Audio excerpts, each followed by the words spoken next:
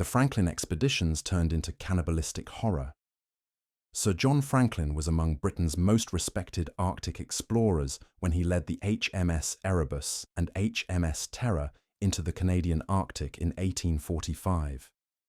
His mission was to chart the Northwest Passage and conduct magnetic observations that could revolutionize navigation.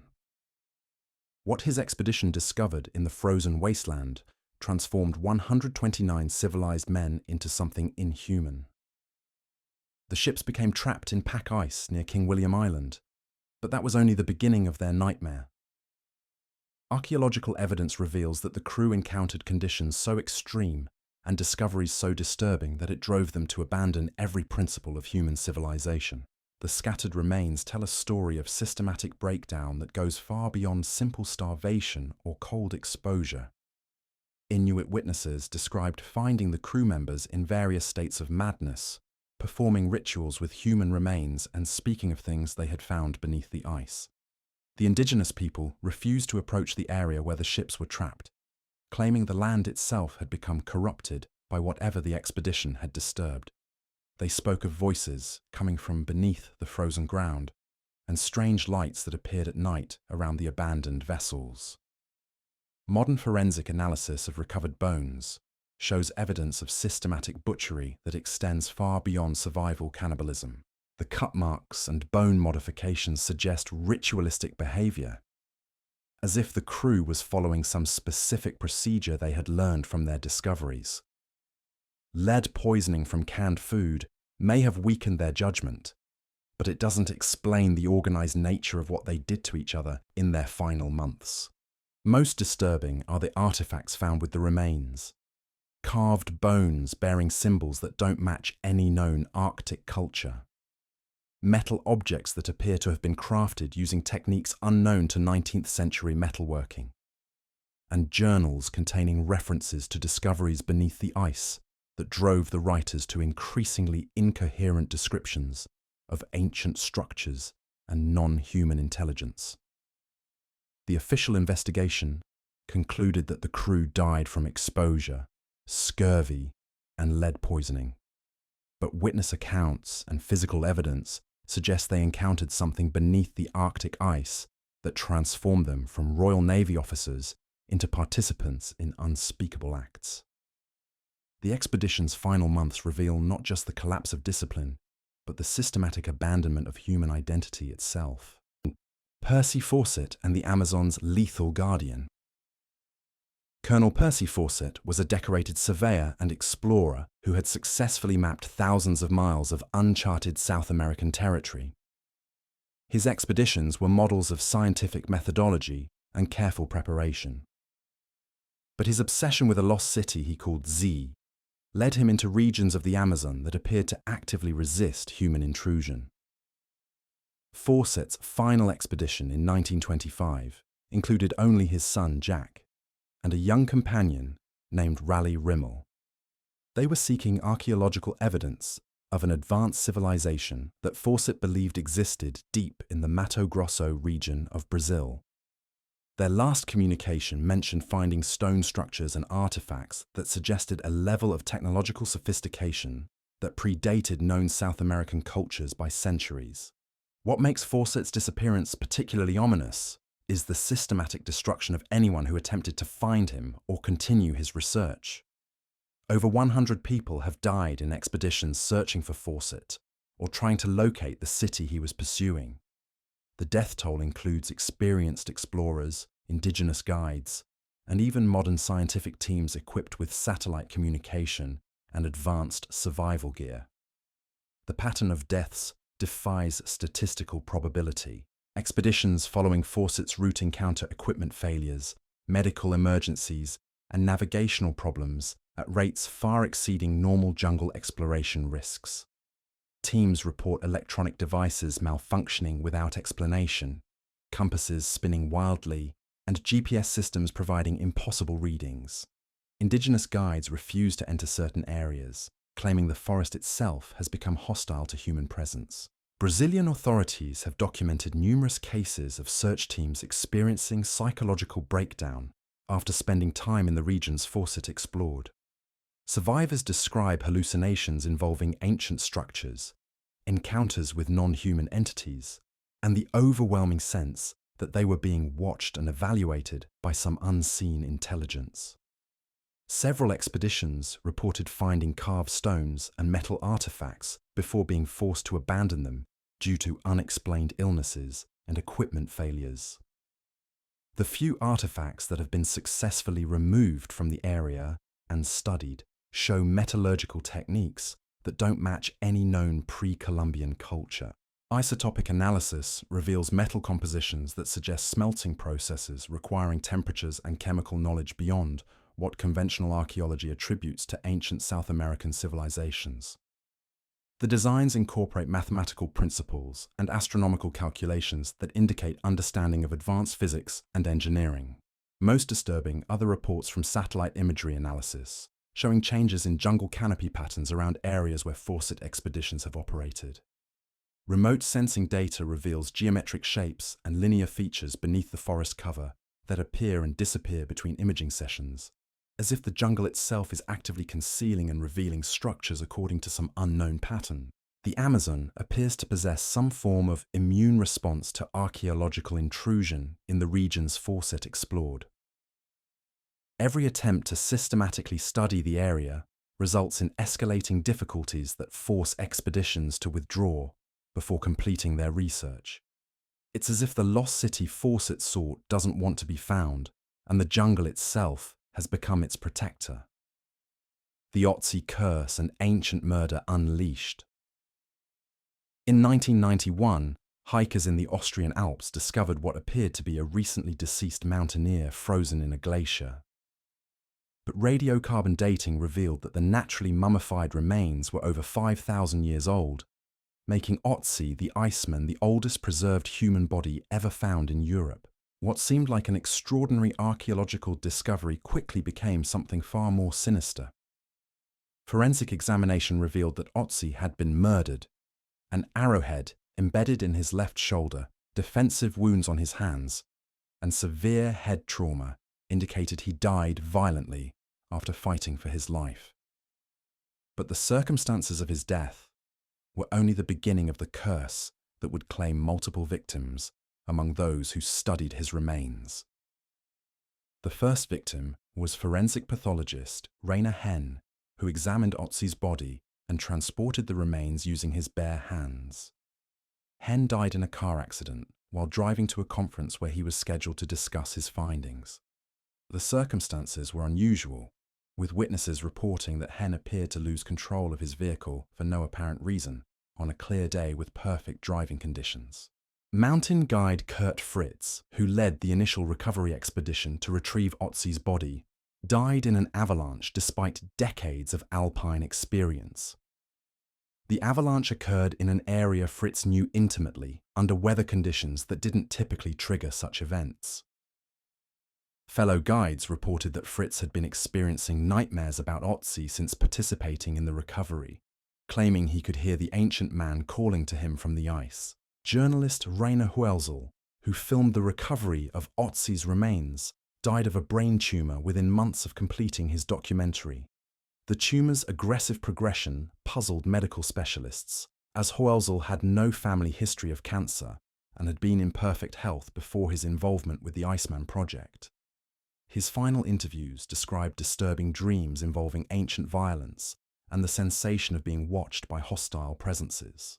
The pattern continued with archaeologist Konrad Spindler, who was the first scientist to examine Otzi and determine his age. Spindler died of complications from multiple sclerosis, a disease he had never shown symptoms of before his work with the mummified remains.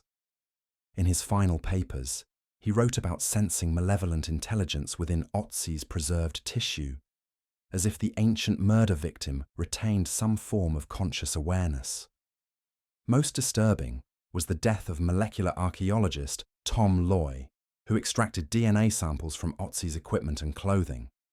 Loy died of a rare blood disease after successfully identifying genetic material from 4 different individuals on Otzi's weapons and tools.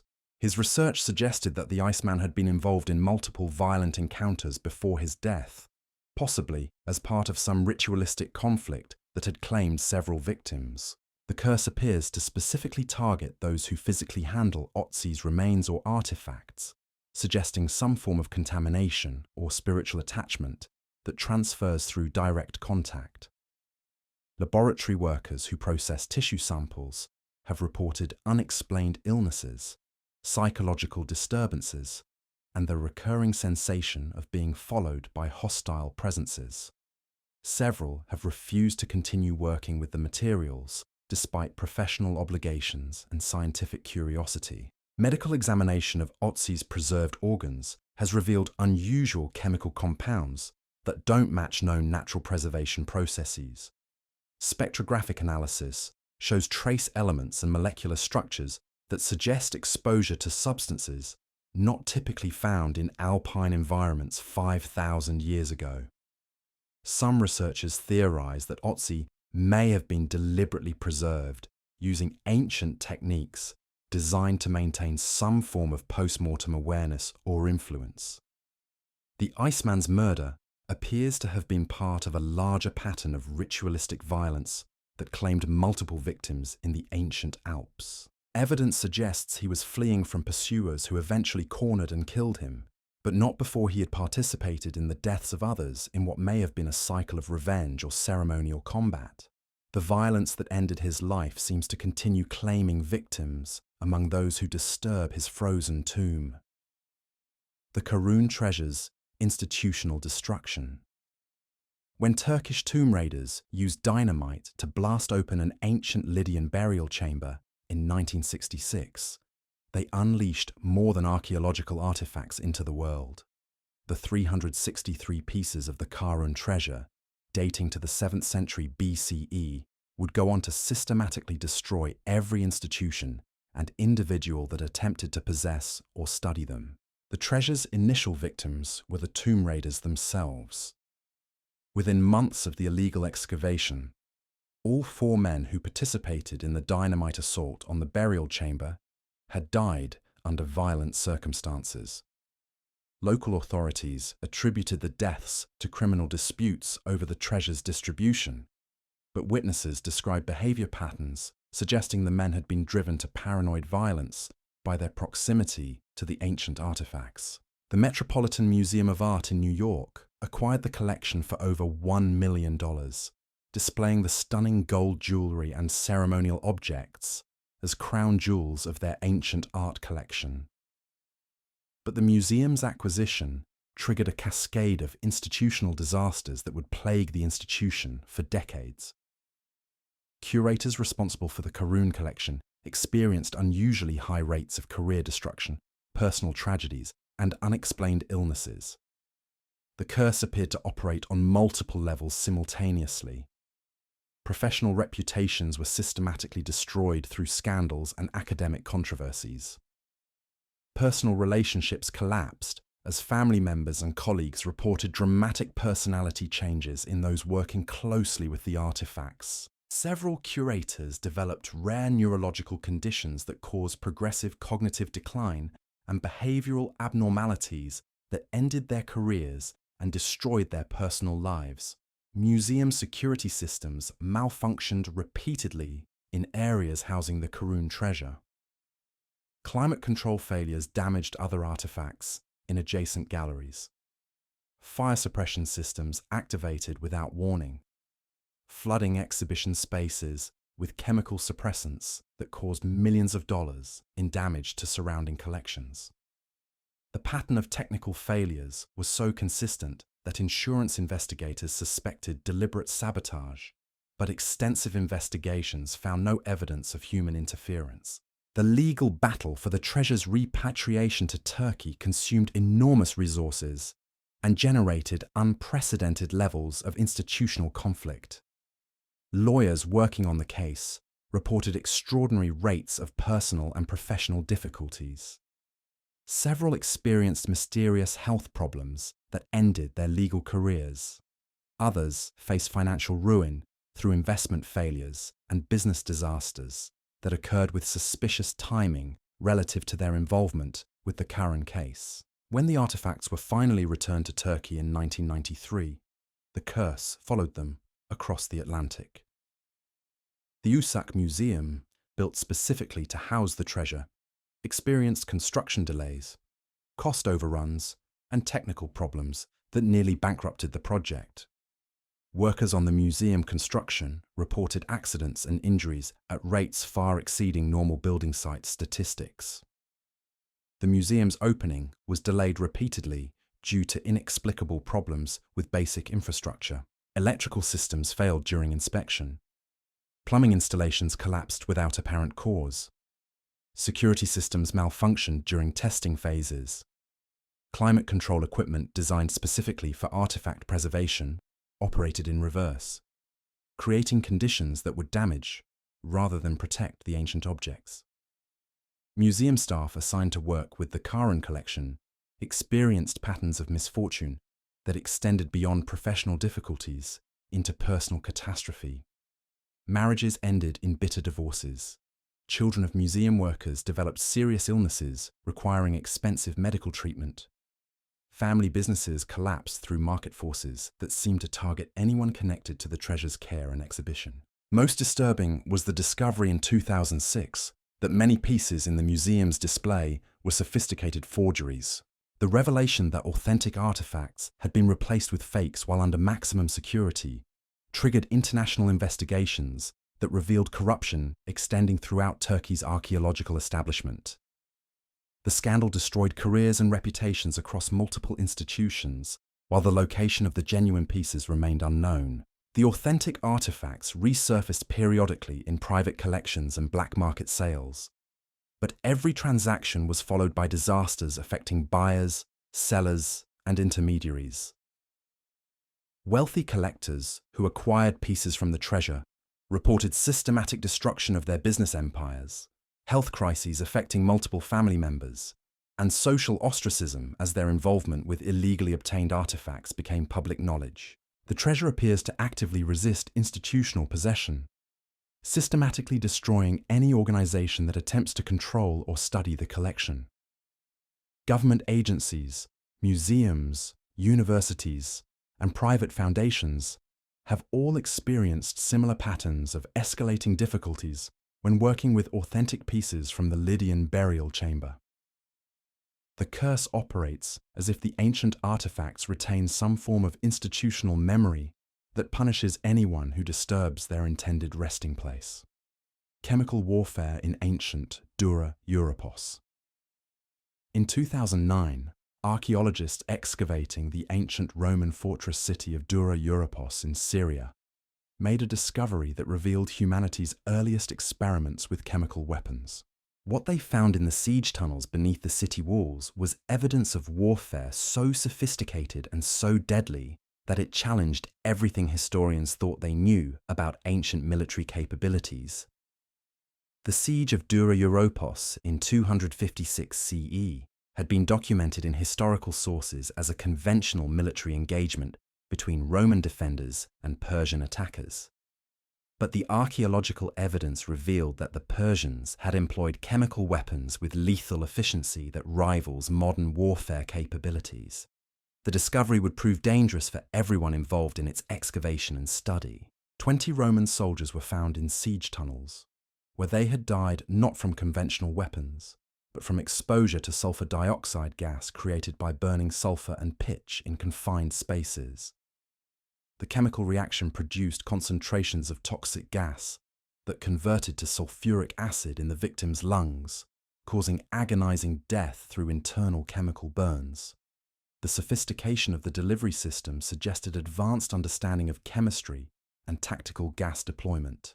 The excavation team's initial excitement about documenting ancient chemical warfare quickly turned to horror as team members began experiencing health problems that mirrored the symptoms of the Roman victims. Respiratory difficulties, chemical burns, and neurological symptoms appeared among archaeologists who had worked in the tunnel systems where the ancient gas attack occurred. Dr. Simon James, who led the excavation, developed severe lung problems that ended his fieldwork career. Medical examination revealed chemical damage to his respiratory system consistent with exposure to sulfur compounds despite the use of modern safety equipment during excavation. The symptoms appeared gradually over months following his work in the tunnels, suggesting delayed reaction to chemical residues that had remained active for over 17 centuries. Laboratory analysis of soil samples from the tunnel revealed concentrations of sulfur compounds and chemical byproducts that shouldn't have persisted for nearly 2 millennia. The chemistry of the ancient gas attack appeared to have permanently contaminated the excavation site, creating ongoing hazards for anyone working in the affected areas.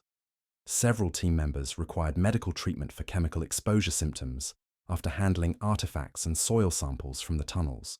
The Persian chemical weapons system demonstrated knowledge of chemistry that historians insisted was impossible for ancient civilizations. The attackers had calculated precise quantities of sulfur and pitch needed to generate lethal gas concentrations in specific tunnel volumes. They had timed the release to coincide with Roman defensive movements, indicating sophisticated intelligence gathering and tactical coordination that required understanding of gas dispersal patterns and environmental factors. Most disturbing was evidence that the chemical attack was not an isolated incident, but part of a broader program of ancient chemical warfare development.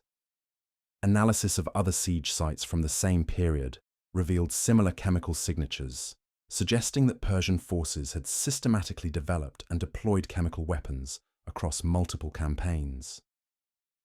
The implications challenged fundamental assumptions about the technological capabilities of ancient civilizations. The Syrian civil war forced abandonment of the Dura Europos site before excavation could be completed, but not before the dig had claimed additional victims among the international research team. 3 archaeologists died in unrelated accidents following their return from the excavation.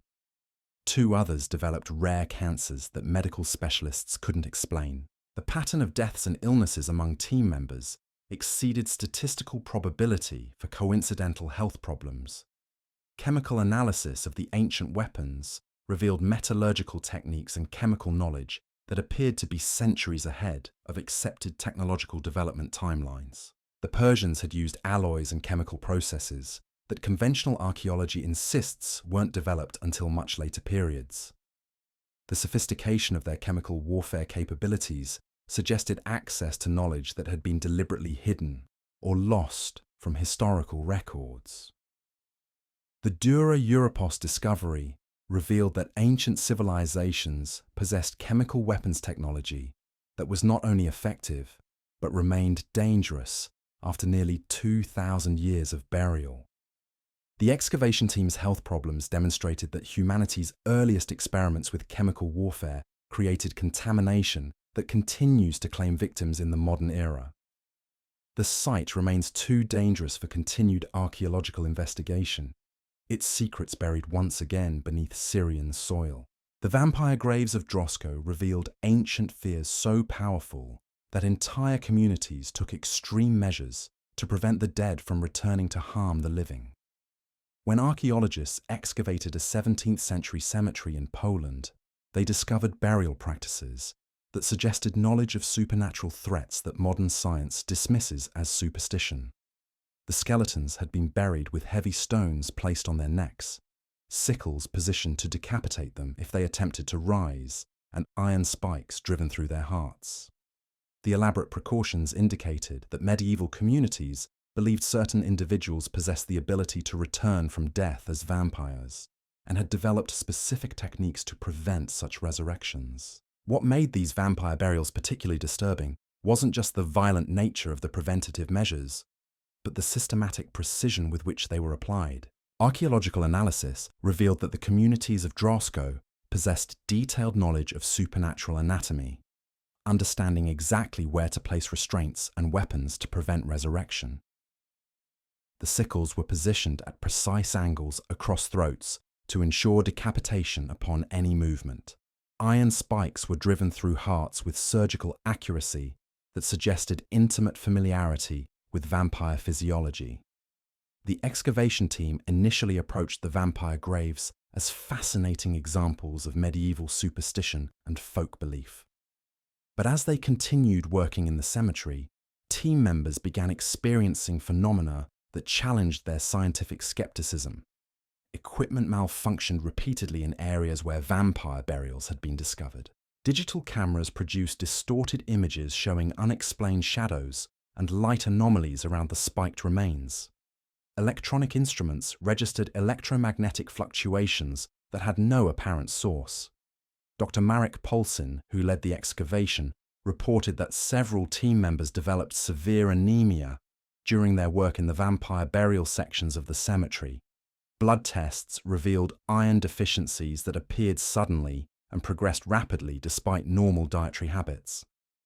The symptoms were consistent with descriptions of vampire attacks found in medieval accounts, suggesting that whatever the ancient communities feared might still pose a threat to modern investigators.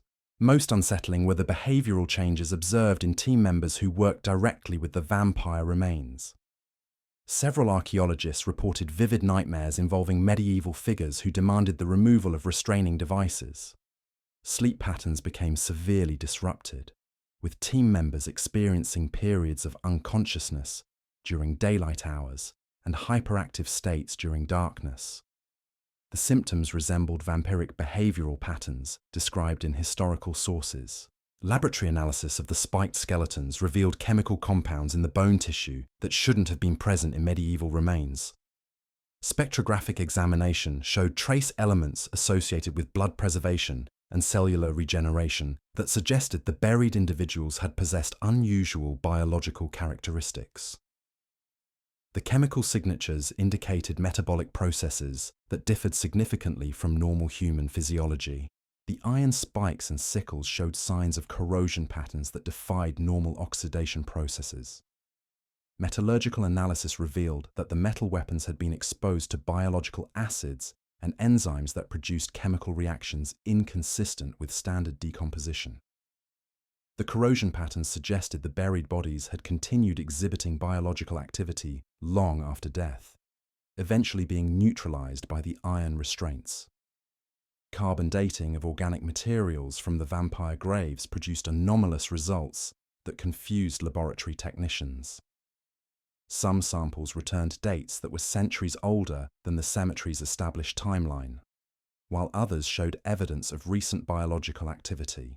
The inconsistent readings suggested that normal radioactive decay processes had been disrupted by unknown factors affecting the vampire remains. Local residents of Drawsko reported increased incidents of livestock deaths and unexplained illnesses following the excavation of the vampire graves.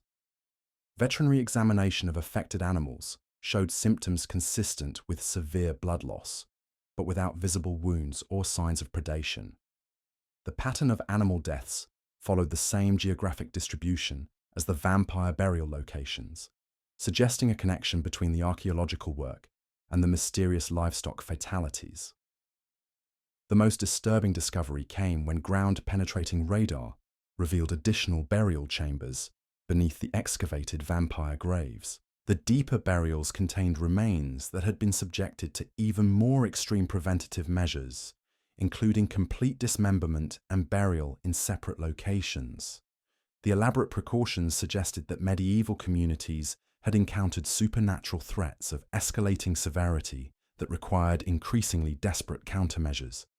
Church records from the Drawsko region contained references to recurring outbreaks of mysterious deaths that coincided with reports of the dead walking among the living. The historical accounts described systematic community responses involving identification of suspected vampires, ritual killing procedures, and specific burial techniques designed to prevent resurrection. The documentation suggested that vampire attacks were not isolated incidents, but recurring threats that required organized community defense.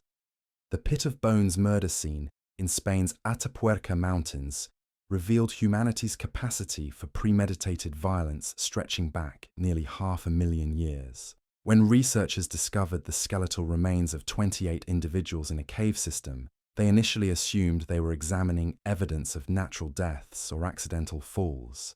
But forensic analysis revealed something far more sinister lurking in humanity's earliest history. The victim, designated Cranium 17, showed clear evidence of deliberate homicide.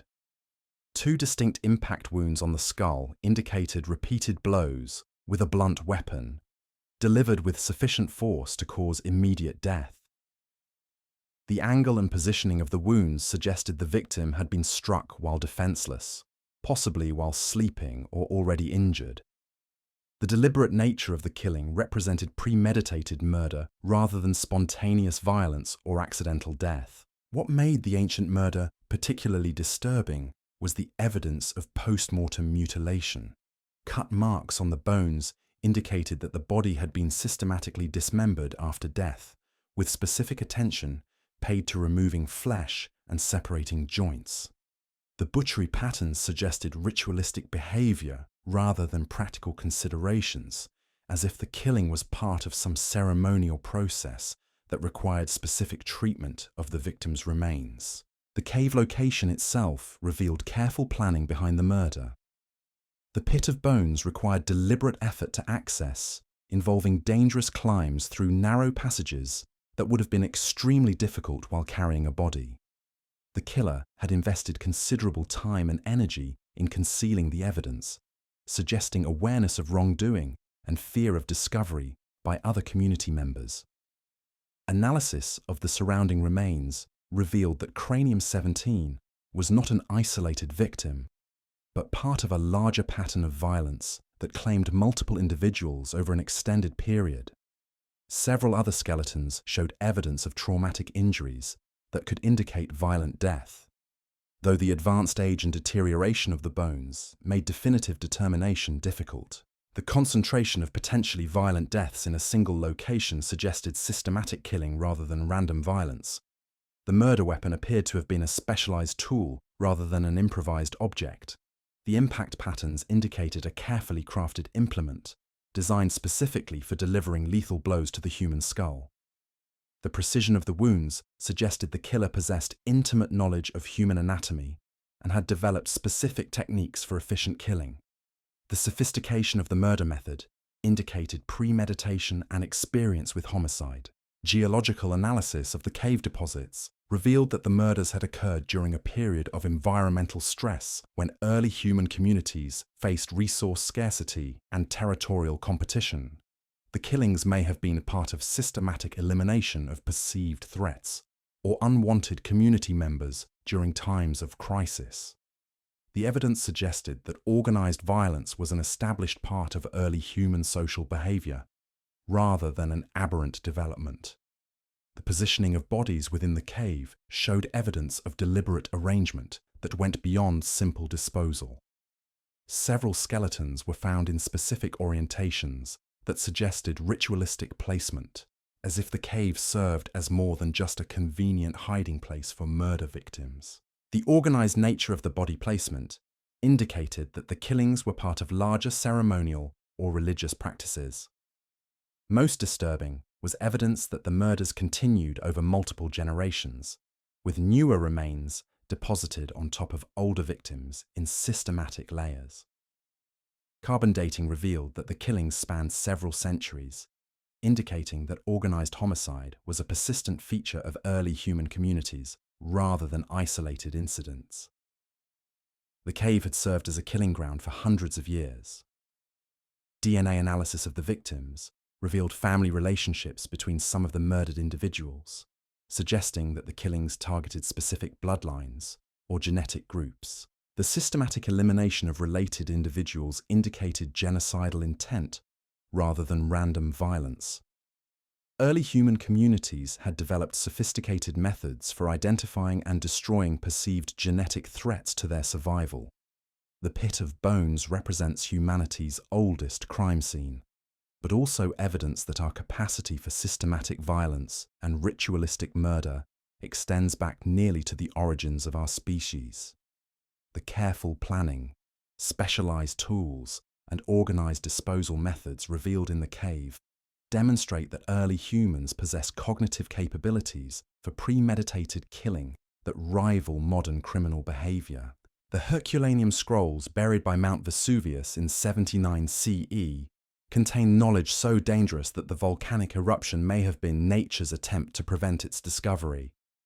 When artificial intelligence finally decoded portions of these ancient texts in 2024, researchers found philosophical and scientific concepts that challenged fundamental assumptions about Roman intellectual capabilities. The scrolls, carbonized by superheated volcanic gases, had remained unreadable for centuries, despite numerous attempts at preservation and analysis. Traditional unrolling techniques destroyed the fragile papyrus, while chemical treatments failed to reveal the hidden text. The breakthrough came through X-ray tomography combined with machine learning algorithms that could distinguish ink from papyrus in the carbonized material.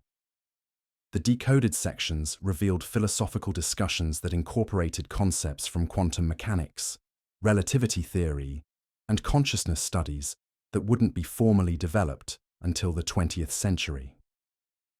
The ancient authors demonstrated understanding of reality's fundamental nature that exceeded modern scientific knowledge in several key areas.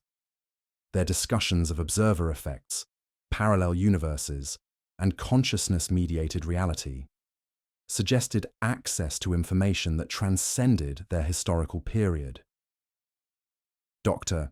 Brent Seals, who led the Digital Archaeology Project, reported that team members experienced unusual phenomena while working with the decoded scroll content. Computer systems displayed processing errors that formed meaningful patterns related to the ancient texts. Laboratory equipment produced readings that seemed to respond to the philosophical concepts being studied rather than physical stimuli. The scroll's author, identified as a follower of Epicurus, wrote about techniques for achieving altered states of consciousness that could access information from multiple time periods simultaneously. The methods described involved specific combinations of sensory deprivation, controlled breathing, and mental exercises that allegedly allowed practitioners to observe past and future events. The instructions were detailed enough to suggest practical application rather than theoretical speculation. Most disturbing was the author's discussion of reality's malleable nature and humanity's potential to influence physical laws through concentrated mental effort. The text described successful experiments in matter manipulation, gravity modification, and temporal displacement that were conducted in secret locations throughout the Roman Empire. The author warned that such knowledge was dangerous and should be restricted to carefully selected initiates who could handle the psychological consequences. The philosophical framework presented in the scrolls suggested that ancient scholars possessed systematic understanding of consciousness's role in shaping physical reality. Their discussions of observation effects and quantum superposition preceded modern physics by nearly 2 millennia, indicating access to knowledge that was somehow lost or suppressed during the collapse of classical civilization. Laboratory analysis of the scroll's physical composition revealed unusual chemical signatures that didn't match typical Roman ink and papyrus materials. Spectrographic examination showed trace elements and molecular structures that suggested manufacturing processes beyond conventional ancient capabilities. The materials appeared to have been designed for long-term preservation, using techniques that incorporated understanding of chemical stability and molecular decay processes. The AI system used to decode the scrolls began exhibiting unexpected behaviors after processing the ancient philosophical content. The machine learning algorithms developed new pattern recognition capabilities that exceeded their original programming parameters. Researchers reported that the AI appeared to be learning concepts from the ancient texts that enhanced its processing abilities in ways that conventional computer science couldn't explain. Further analysis revealed that the Herculaneum library contained hundreds of additional scrolls that likely discuss similar advanced concepts. The philosophical school that produced these texts appears to have possessed knowledge that was deliberately hidden from mainstream Roman society. The volcanic eruption that preserved the scrolls may have interrupted efforts to disseminate dangerous information that could have fundamentally altered the course of human civilization. The Persian army's chemical warfare disaster in the Egyptian desert revealed ancient military capabilities that exceeded modern understanding of historical technological development. when 50,000 Persian soldiers vanished in 524 BCE while marching toward the Oracle of Ammon. Conventional history attributed their disappearance to a sandstorm. But recent archaeological discoveries suggest they encountered something far more sinister than natural weather phenomena. Satellite imaging and ground-penetrating radar have identified massive geometric patterns buried beneath Egyptian desert sands that correspond to ancient descriptions of the Persian army's route. The formations are too regular and extensive to be natural geological features, suggesting artificial structures that were deliberately concealed beneath the sand. The patterns indicate engineering capabilities that conventional archaeology insists were impossible for ancient civilizations. Chemical analysis of sand samples from the disappearance site reveals concentrations of metallic compounds and crystalline structures that don't occur naturally in desert environments. The chemical signatures suggest exposure to extremely high temperatures and exotic materials that indicate advanced metallurgy and possibly energy weapons. The soil composition shows evidence of rapid vitrification that would require temperatures exceeding anything achievable with ancient technology. The few Persian artifacts recovered from the area show signs of exposure to chemical processes that leave distinctive molecular signatures on metal and organic materials. Spectrographic analysis reveals corrosion patterns consistent with acid exposure, radiation damage, and chemical reactions that wouldn't naturally occur in desert conditions. The artifacts appear to have been subjected to weapon systems that operated on principles beyond conventional ancient military capabilities. Geological surveys of the region have identified underground chambers and tunnel systems that extend for miles beneath the desert surface. Ground-penetrating radar reveals architectural features that suggest massive construction projects involving precision engineering and mathematical calculations. The subterranean structures appear to be connected by passages that follow geometric patterns, indicating systematic planning and advanced surveying techniques. These 10 expeditions remind us that human curiosity comes with consequences we're only beginning to understand. From Arctic ice that conceals ancient horrors to desert sands that swallow entire armies, our planet guards secrets that were buried for reasons our ancestors understood better than we do. Each discovery reveals that the past isn't dead, it's waiting, and some knowledge carries prices that extend far beyond the original seekers who paid them.